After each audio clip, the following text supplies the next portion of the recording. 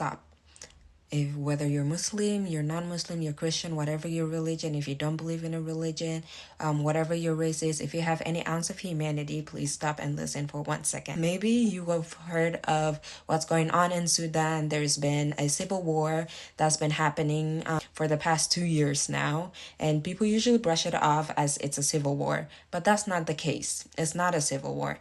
Let me explain. So in 2019, there was a revolution in Sudan to overthrow Omar al-Bashir, which was a dictator that controlled Sudan for decades. So they overthrew him, and people believed that it was going to be a civilian-led government. That was the hope, at least, but that's not what happened. Instead, Sudan got caught up in a war, but it was not civilians fighting for power. It was between the Sudanese Armed Forces, or SAF, and the RSF, or the Rapid Support Forces.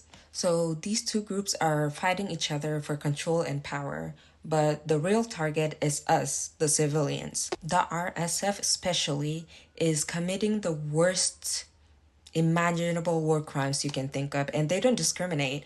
They are targeting children, women, elders, any and every person. They're hanging people, they're sexually abusing women, they are massacring people in masses, and then piling the bodies up in like these barriers that they built to prevent people from getting out or escaping. And they're not hiding it. If you search up El Fashir or Sudan or like what's happening, you will literally see what I'm talking about. They themselves are posting their crimes for the world to see.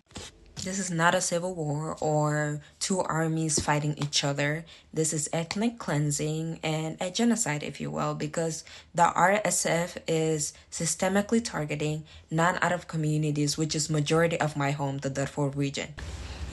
So please, let's start calling it for what it is, because it's not a civil war when they are erasing a whole ethnic group of people from a map.